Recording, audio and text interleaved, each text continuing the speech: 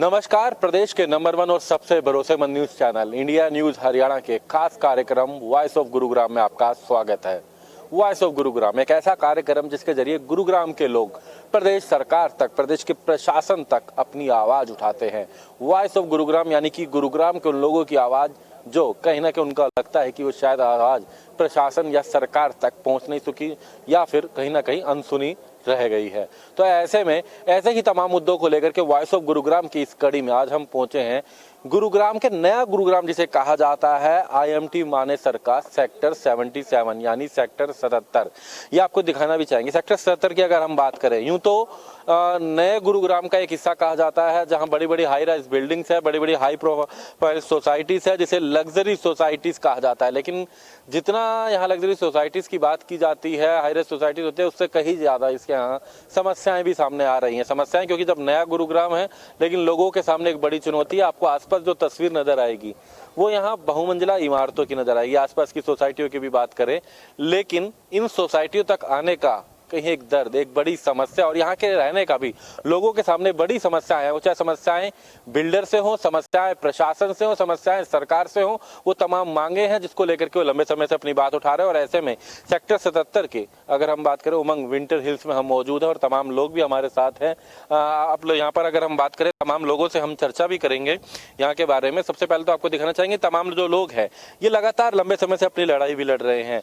आपसे ही बात की चर्चा की शुरुआत करें तो सबसे पहले इस उमंग विंटर हिल्स की बात करें, यूं तो दिखने में काफी हाई राइज है, लेकिन यहाँ तक जब हम आते हैं हाईवे से, खिड़की दूरा टोल बाजार से आए तो देखा कि रास्ता ही कहीं ना कहीं एक भूल भुलैया जैसा और वो भी टूटा फूटा। और किस तरीके की समस्या है इस क्षेत्र में और आपकी सोसाइटी में? सर, आप अगर जब मुझे समस्या नहीं है तो बताएं हम कौन सी, जहाँ पे सब समस्या है।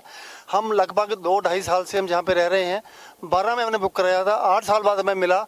15 में देने थी सोसाइटी जो हमें 20 में शुरू हुई है देनी। अभी भी पूरे नहीं है लोग आए जहाँ पे, अभी भी कंप्लीट नहीं है प्रोजेक्ट। तो जब हमें दिया गया था उसके बाद हमसे एक MOU किया गया था 2019 में, FB हमारे साथ के बिल्डर ने कहा था हम आपको मोटे पर रोड देंगे, अब पानी बिजली सब किया था पहले तैयार करेंगे। लेकिन ना तो यहाँ पे बिजली 11 kV आई है, वो भी फ्लक्चुएट करती है हर टाइम पे। तो जनरेटर पे वी हैव टू पे इवन ₹30 पर यूनिट, तो बहुत कॉस्टली हो जाता है। दूसरा, आने के लिए वो रोड नहीं है। जब बारिशों में तो जहाँ बिल्कुल आईलैंड बन जाता है, हम कहीं से आने की जगह नहीं रहते। और जो ये बिजली का भी है, पानी का भी है, रोड का है, कोई यहाँ पे सब समस्या है। कोई ना बिल्डर सुनता है, बिल्डर के पास जाते हैं वो कहता है फार्मर में कोई डिस्प्यूट है, उनसे बात करो। हम किससे बात करें इसके बारे में? इसके अलावा जो बाहर की प्रॉब्लम है, हमें अब वाटिका से आना होता है तो हमें जो है हमारा जो क्रॉसिंग हमें मना कर रखा है इधर से, जिससे हमारी सोसाइटी इफेक्टेड है और कोई सोसाइटी नहीं रही है। हमें 4 किलोमीटर ऊपर घूम के टोल के पास से आना पड़ता है हमारी सोसाइटी के लिए। तो वो बाईपास जो हमारा क्यों बंद कर रखा है वो भी हमारा खोला जाए। धन्यवाद। कम शब्दों में बहुत सी समस्याएं गिनवाई हैं। अगर हम चर्चाओं में बात करें तो चाहे वो रास्ते की बात थी, बिजली की बात थी, 30 रुपए तक इनका कहना है कि बिजली की पर यूनिट दी जाती है, वो DG सेट की बात की जा रही है। यहाँ हम बात कर रहे हैं, तमाम बातें तो हैं। रास्ता तो एक बड़ी समस्या, हम देख रहे थे यहाँ तक आना, शायद स्कूल के बच्चे भी ढंग से यहाँ स्कूल जाना हो, बसें आना ही हो तो वो भी संभव नहीं। ऐसी तमाम बातें हैं। हम बात कर रहे हैं, बिजली की बात कर रहे हैं। इसके लिए तो कहा जाता है कि DG सेट, उसके अलावा क्या सब स्टेशन की 33 kVA का कहा जाता है, क्या किस तरीके की उसको लेकर चलोगे? जो 33 kVA का जो स्टफ है उसमें ये हुआ है कि बिल्डर कह रहे हैं कि 33 kVA के लिए जो बैंक गारंटी है उन्होंने वो बैंक गारंटी दे दिया है। और उसके लिए सब स्विचिंग स्टेशन के लिए जो 500 स्क्वायर यार्ड की जो ज़मीन थी वो भी DHVN से को दिखा दिया गया है। DHVN उससे एग्री कर रहा है। बट अभी भी वो 500 kVA का जो 500 स्क्वायर यार्ड का जो ज़मीन है उसका अभी तक ट्रांसफ़र शायद नहीं हुआ है, और जो हमारे को DHVN से समझ में आया। और दूसरी तरफ बिल्डर ने ये बोला है कि जनवरी 2023 तक पूरी इंफ्रास्ट्रक्चर 33 kVA के हिसाब से रेडी कर दी जाएगी। बट अभी उसके ऊपर कोई भी काम उसने शुरू नहीं किया और हमें नहीं लग रहा है कि उसके लिए बिल्डर कहीं पे भी सीरियस है। और बिल्डर तो छोड़िए, यहाँ तक कि अथॉरिटी भी उस चीज़ को इंश्योर कराने के लिए किसी तरीके से कुछ भी कर नहीं रही है। कहीं प्रशासन और बिल्डर की एक दूसरे के ऊपर बात डालना और ये समस्या लोगों के सामने है। हम इस पूरे क्षेत्र की भी बात करेंगे। आप कुछ कहना चाह रहे हैं, खासकर इस बात करें तो? मैं ये कहना चाहता हूँ कि पूरे वर्ल्ड में जो होता है कि पहले इंफ्रास्ट्रक्चर पूरा बनता है, उसमें रोड, पानी, बिजली, ये सब चीज़ें तैयार होती है, उसके बाद बिल्डिंग्स बनती हैं या कॉमर्शियल चीज़ें बनती हैं, राइट। यहाँ तो मतलब अनफॉर्चुनेटली हमारे देश का ये दुर्भाग्य है कि जो ये एडमिनिस्ट्रेशन के लोग हैं, पैसा खिला खिलू के बिल्डर के साथ मिल के पहले बिल्डिंग्स बना लेते हैं, उसके बाद जो कस्टमर है, जो उसमें रेजिडेंट है, पूरी ज़िंदगी भर लड़ाई करता फिर बिजली के लिए, पानी के लिए, रोड के लिए। अगर पूरी दुनिया मतलब भारत में लोग इसीलिए लड़ाई करते फिरेंगे तो वो कंस्ट्रक्टिव चीज़ें कब करेंगे, कब डेवलपमेंट होगा, कब लोगों का भविष्य बदलेगा।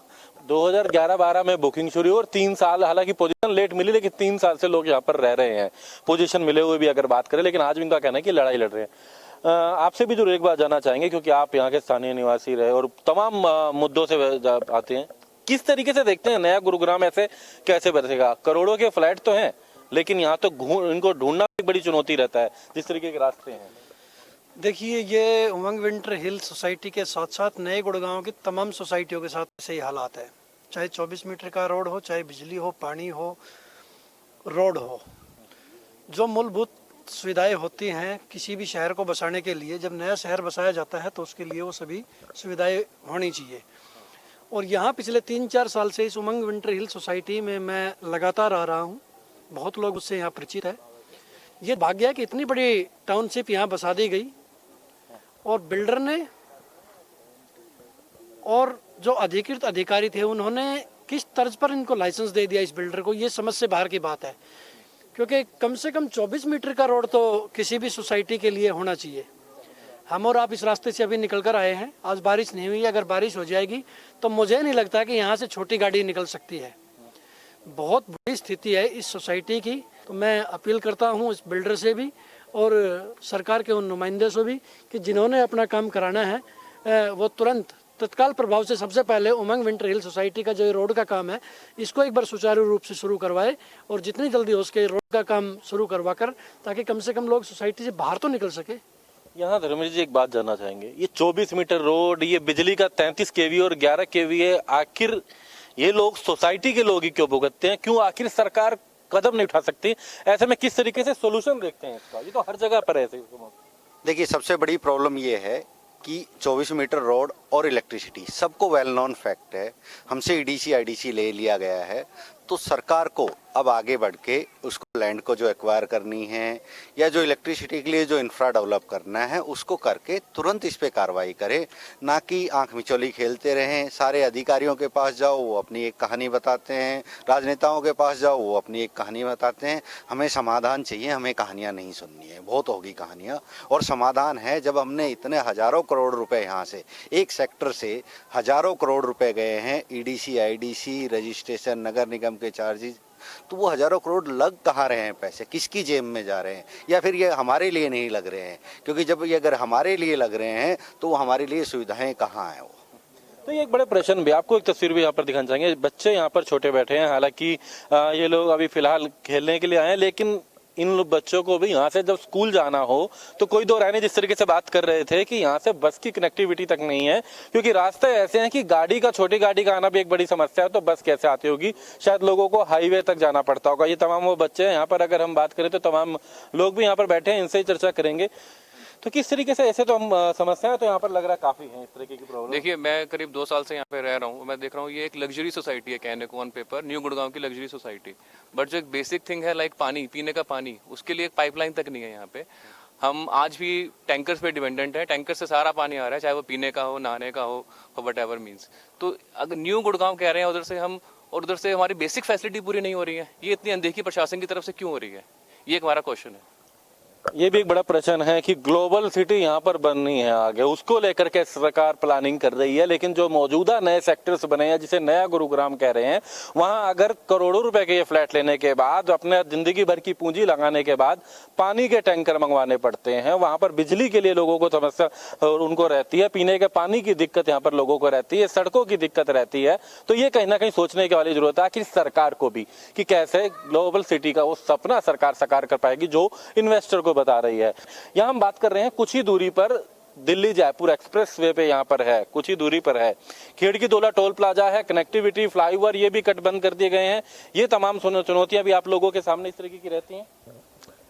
जी, आपने सही बोला। अब वैसे तो मेरा पहला प्रश्न सरकार से है, जैसे कि जब भी हम कोई फ्लैट बुक कराते हैं तो उसमें 5 से 6 लाख रुपए स्टैम्प ड्यूटी के नाम पे लिए जाते हैं, बट कोई उसकी क्या नाम बेनिफिट नहीं मिलता हमें। और दूसरी चीज़, हर साल एमसीजी के हम पे आउट्स करते हैं, बट उसका 1 रुपया पे भी यहाँ पे बेनिफिट नहीं मिलता, तो सरकार कर क्या रही है हमारे लिए। और दूसरी चीज़, जैसा भी सभी लोगों ने बताया, बिजली, पानी, रोड, ये तो बहुत बेसिक सी रिक्वायरमेंट है। आप कहीं गली मोहल्ले में भी चले जाइए, सबसे पहले वहाँ पे ये चीज़ें मिलेंगी, बट यहाँ पे इतने करोड़ों रुपए लगा के भी वो चीज़ नहीं मिल रही है। तो फिर मेरे ख्याल से हमें उन्हीं लोगों की तरह एक्ट करना पड़ेगा जैसे राकेश टिकैत जी ने किया। यहाँ साल भर बैठिए और धरना प्रदर्शन किए, तब जाके शायद प्रधानमंत्री जी की आंखें खोलें कि यहाँ पे क्या हो रहा है। तो ये सब चीज़ें हैं। ये आपको दिखाना भी चाहेंगे, ये आपको फिलहाल तो ये सोसाइटी का रास्ता बेहतर दिख रहा होगा, ये सोसाइटी के अंदर का परिसर है, और जब इस बाउंड्री से बाहर जाते हैं तो इस तरीके के रास्तों की बजाय गड्ढे में नजर आता है रोड। तब्दील तमाम अगर बात करें, ऐसी समस्याएं रहती हैं, तमाम लोगों के सामने बड़ी चुनौती रहती है। हम और लोगों से भी यहाँ पर बात करेंगे। यहाँ पर तमाम लोगों से अगर बात की जाए तो यहाँ पर सुरक्षा व्यवस्था की बात करें, जब सोसाइटी ऐसी जगह पर आती है, कानून व्यवस्था भी एक बड़ा मुद्दा रहता है कि आप लोगों के यहाँ तक आने में कहीं ना कहीं इस तरह की चुनौतियां भी रहती होंगी। रहती है। कई बार ऐसे इंसिडेंट भी हुए हैं कि मतलब सिक्योरिटी वाइज, बिकॉज रोड भी नहीं है, and we have heard some of the incidents कि रात में आ रहे हैं और फिर उन्हें गाड़ी रोकने की कोशिश भी करी गई है। सो ये सारी प्रॉब्लम्स भी हैं, और स्पेशली कई बार तो ऐसा होता है कि रात में लेडीज अलोन ड्राइव कर रहे हैं, तो वो थोड़ा सीरियस कंसर्न है। यहाँ हम बात करें तो तमाम लोग यहाँ पर मौजूद हैं, हम और लोगों से भी यहाँ पर चर्चा यहाँ पर करेंगे। तमाम लोगों से अगर बात करें तो जिस तरीके से महिलाओं से भी बात करेंगे। यहाँ पर अगर बात करें आप लोगों को सबसे ज़्यादा, क्योंकि सोसाइटी में भी रहना और बाहर भी बच्चों के लिए भी जाना हो, तमाम चीज़ें हैं, तो किस तरीके से देखते हैं, क्या उम्मीद आप प्रशासन से या सरकार से करते हैं? एक्चुअली हमें सबसे ज़्यादा इशू है जो मेन रोड जहाँ पे पानी खड़ा होता है। हमारे काफ़ी गेस्ट आके वापस जाते हैं, जो हमें ये कंप्लेंट यही करते हैं कि बाहर आपका मेन रोड अच्छा नहीं है, हम लोग आप लोगों के घर नहीं आ सकते। और कैबीज़ दिन अगर बुकिंग होती है, 10 कैबीज़ कैंसिल करने के बाद 11वां आता है इशू मेन रोड पानी।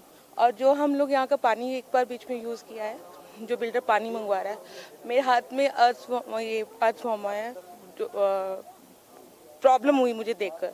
मैंने अपने हस्बैंड को भी बोला, मैंने कहा कि ये इशू रेज करो। बहुत सारे ऐसे छोटे छोटे इश्यूज है जो बड़े होते जा रहे हैं, जो बिल्डर बिल्कुल नहीं देख रहा, और हम लोगों को बहुत ज़्यादा प्रॉब्लम हो रही है। बच्चे हैं घर में, अगर वही पानी बच्चा पी रहा है, और उसमें आरओ में भी प्रॉब्लम आ रही है। मेन इशू है हमारा मेन रोड, जो रास्ता है वो बनने को नहीं आ रहा। सुरक्षा व्यवस्था की भी बात करें, बहुत ज़्यादा है, बहुत ज़्यादा इश्यूज है। अगर हम लोग वहाँ मेन रोड से आते हैं, जो अपना नारायणा स्कूल है, उसके पास ही काफ़ी सारा इशू होते हैं। वहाँ पे कई बार डर भी लगता है रात को, बहुत ज़्यादा। और काफ़ी चीज़ें ऐसी हैं जो हम लोग रेज कर करके थक गए, यहाँ पर जो बिल्कुल सुनवाई नहीं है। तो ये जो तमाम लोग यहाँ मौजूद हैं, ये इस उम्मीद में है कि शायद प्रशासन और सरकार उस बिल्डर पे भी दबाव बनाए और अपनी जिम्मेदारी भी निभाए। अपनी जिम्मेदारी प्रशासन की कनेक्टिविटी की है, हाईवे से यहाँ तक का रास्ता देने की है, जो वादे इन लोगों को किए गए थे यहाँ पर, जो जिसके लिए इनसे पैसा भी लिया गया। हमारे साथ यहाँ बायर एसोसिएशन के जो इनके प्रेसिडेंट है, आप यहाँ पर हैं, कहाँ कहाँ तक अपने आवाज़ अब तक अगर बात करें, कोई दो राय नहीं, आए दिन सुनने में आता है कि आप लोगों ने आवाज़ उठाई, प्रशासन तक पहुँचाई, किस तरीके से मुद्दे अब तक उठे और क्या जवाब मिला? सर ऐसा है, हम सरकार से लेके गवर्नमेंट अथॉरिटीज़ सबका दरवाज़ा खड़का चुके हैं। हमारे माननीय विधायक राकेश दौलताबाद जी के पास गए थे, उन्होंने हमारी सीनियर टाउन प्लानर जी से मीटिंग फिक्स की थी। सीनियर टाउन प्लानर जी ने हमें आश्वासन दिया कि हम इस पर कार्रवाई करेंगे।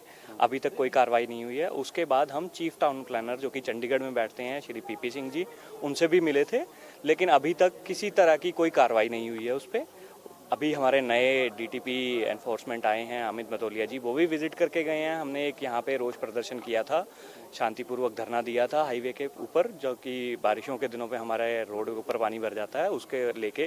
क्योंकि सबसे बड़ी प्रॉब्लम मेन वही है, रोड पे आने के लिए एम्बुलेंसेस नहीं आ सकती। अगर किसी हमारे यहाँ पे बच्चे बुजुर्ग सब रह रहे हैं, अगर किसी को कोई मेडिकल इमरजेंसी हो, एम्बुलेंस मना कर देती है आने में। कैब्स नहीं आती हैं, स्कूल बसेस नहीं आती हैं, बच्चे अपने स्कूल क्लासेस मिस करते हैं, जिससे उनका बहुत नुकसान हो रहा है। हर अथॉरिटी को हम नॉक कर चुके हैं, लेकिन हर जगह से आश्वासन मिलता है, कोई कार्रवाई नहीं हो रही है। यहाँ पर सरकार ग्लोबल सिटी बनाने की प्लानिंग कर रही है, तमाम बातें की जा रही हैं कि अच्छा बेहतर उनके सामने इंफ्रास्ट्रक्चर होगा, तमाम यहाँ पर सुविधाएं होंगी, अच्छे रोड होंगे। ऐसे में आप सरकार से अब क्या उम्मीद करते हैं, जो लोग यहाँ बस चुके हैं, जो लोग पैसा अपना जीवन भर की पूंजी लगा चुके हैं, उनको लेकर के? सर मैं Sikandar, member flat wire association. इसी आपके क्वेश्चन को लेके बताना चाहूँगा सरकार का क्या रवैया है। जो भी प्लानिंग की जिम्मेवारी होती है, डीटीसीपी एक डिपार्टमेंट है, ऑलमोस्ट एवरी स्टेट में होता है वो, टाउन प्लानिंग वाला। उसका ये एक रिप्लाई है जो रिसेंटली हमारा फ्लैट वायर एसोसिएशन का केस चल रहा है एनसीएलटी में इसी प्रोजेक्ट को लेके, जिसमें हमने एनसीएलटी को रिक्वेस्ट करी थी, हमारी रोड बिजली पानी के लिए भी हेल्प मांगी थी। उसमें डीटीसीपी का सबमिशन है, रीसेंट सबमिशन। वो कह रहे हैं जब हमने लाइसेंस दिया था, इस पे रोड थी ऑलरेडी, हमने लाइसेंस दे दिया, अब इसके बाद में जिम्मेवारी एमसीएम की और जीएमडीए की जिम्मेवारी है, हमारी कोई जिम्मेवारी नहीं है। जब हमने इनको क्वेश्चन करा, हमारी कोई जिम्मेवारी नहीं है। तो इस तरीके से अगर प्लानिंग करेगा हमारा प्लानिंग डिपार्टमेंट, तो आप अंदाजा लगा सकते हैं ग्लोबल सिटी कैसी बनेगी वो। ये एक बड़ा मुद्दा भी है, हैरानी वाला मुद्दा भी है। कहीं ना कहीं प्रशासन अगर इस तरीके के जवाब और एक ऊपर दूसरे के ऊपर बात आती है तो कहीं ना कहीं प्रश्न भी उठते हैं। आप किस तरीके से देखते हैं यहाँ पर आप लोगों को सबसे ज्यादा चुनौतियों का सामना यहाँ करना पड़ रहा है? सबसे ज्यादा हमें चुनौती का सामना करना पड़ रहा है। पिछले 2 साल से हम यहाँ शिफ्ट हुए हैं और पोस्ट टू पिलर भागने के बावजूद भी हर जगह से एक आश्वासन मिल रहा है, बन जाएगा, पता नहीं वो कब बनेगा। ये हवाई पुल है, आपने देखा ही होगा, जो सामने की रोड है उसका अगर आप मानसून में एक भी विजिट कर लें, बच्चों की कैब्स, एम्बुलेंसेज, उसके बाद हमारा जो डेली नीड्स का दूध ब्रेड है वो भी नहीं मिलता है हमें। तो हम कहाँ रह रहे हैं? हम जिस ग्लोबल सिटी को, फ्यूचर ग्लोबल सिटी की बात कर रहे हैं, हम उसी के पार्ट में रह रहे हैं। तो लग तो नहीं रहा है, ऐसा लग रहा है कि हम एलियंस हैं और हमें बिल्कुल दुनिया से ही काट दिया गया है। तो समझ में नहीं आता कि इसके लिए आगे करना क्या है।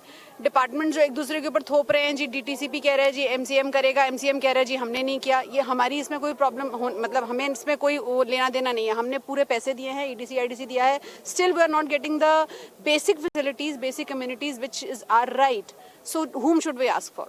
इसमें कोई दो राय नहीं है। हम अगर बात करते हैं गुरुग्राम की, तो जब अनअप्रूव्ड कॉलोनियां बहुत सारी हैं, इसमें कोई दो राय नहीं। गुरुग्राम में भी बड़ी संख्या में पूरे प्रदेश में है, लेकिन वहां पर जो अवैध कॉलोनियां भी बसती हैं तो शायद इससे बेहतर रोड कनेक्टिविटी उनकी भी मिल जाती है, जिसको प्रशासन और सरकार अवैध बताता है। और ऐसे में उनसे कई ज्यादा लागत में करोड़ों रुपए लगा करके इस तरह की सोसाइटियां, लेकिन वहां की कनेक्टिविटी जब नहीं मिलती, ईडीसी आईडीसी का पैसा दे चुके हैं, तो प्रशासन से और सरकार पर प्रश्न जरूर उठता है।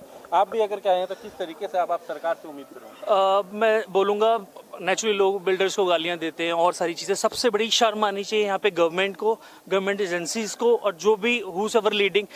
जब इंफ्रास्ट्रक्चर ही अवेलेबल नहीं है, why they approving, why they are giving the licences? Licence OC क्यों देते हैं?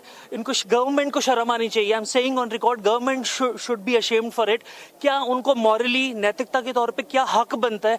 एक अपार्टमेंट अगर ऑन एन एवरेज, अगर करोड़ रुपए की मैं बात करता हूँ, 15 से 20% ऑफ अमाउंट, 15 से 20 लाख रुपए गवर्नमेंट की जेब में जाता है, चाहे लाइसेंसिंग फी की फॉर्म में हो, registration, why don't they make it free of cost? Registration should be free for this kind of infrastructure.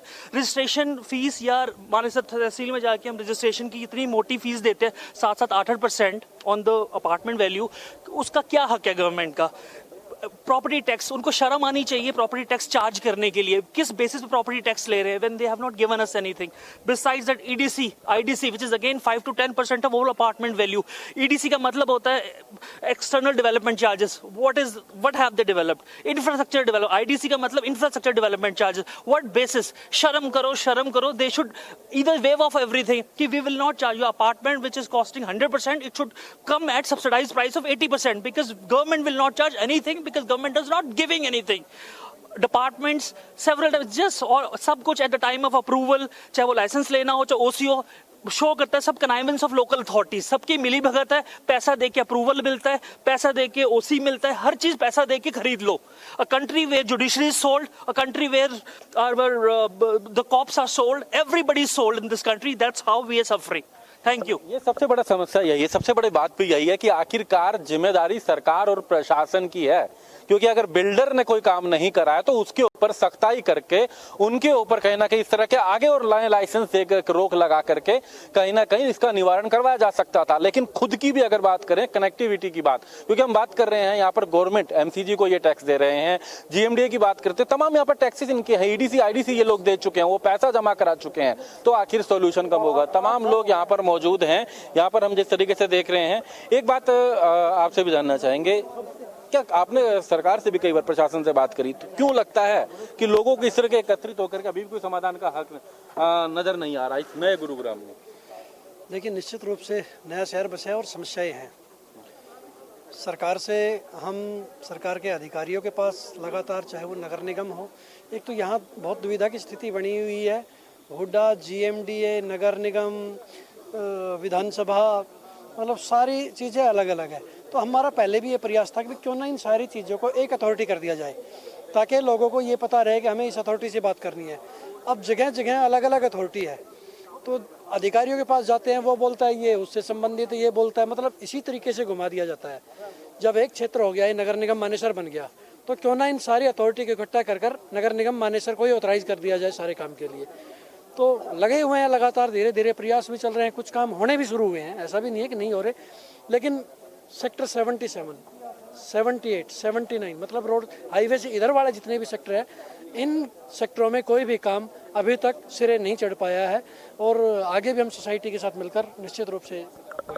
तो ये तमाम लोग आप देख सकते हैं, ये तमाम भीड़ आप देख सकते हैं कि तमाम जो लोग हैं इस उम्मीद में हैं कि शायद सरकार और प्रशासन कोई कदम उठाए। इन लोगों की अपील है कि कम से कम जो इनके मुद्दे हैं, ऐसा नहीं कि कोई नई अवैध या अनअप्रूव्ड कॉलोनी की हम बात कर रहे हैं, हाई प्रोफाइल इलाका नया गुड़गांव, न्यू गुड़गांव अगर गुरुग्राम की बात करें, और ये लाइसेंस बिल्डर की high profile society, luxurious apartment है, बाकायदा इसके लिए इन लोगों ने EDC IDC का पैसा दिया है, यहाँ जीवन भर की पूंजी लगाई। और ये तमाम वो समस्याएं हैं जिसको इनको आश्वासन दिया गया था कि 24 मीटर की कनेक्टिविटी होगी, यहाँ पर बिजली मिलेगी, 24 घंटे पानी मिलेगा इन लोगों को, बाकायदा तमाम सुविधाओं की बात, सुरक्षा व्यवस्था की बात की जाती है। और ये तमाम पैसा देने के बाद आज ये लोग प्रशासन और सरकार से केवल अपनी मांग करते एक जगह से दूसरी जगह घूमते नजर आ रहे हैं। तो ऐसे में सरकार को भी विचार की जरूरत है, क्योंकि ये वो समस्याएं हैं जिनका समाधान हो सकता है। ये वो समस्याएं हैं जिनकी कोई प्लानिंग करनी नहीं बल्कि प्लानिंग की जा चुकी थी और तभी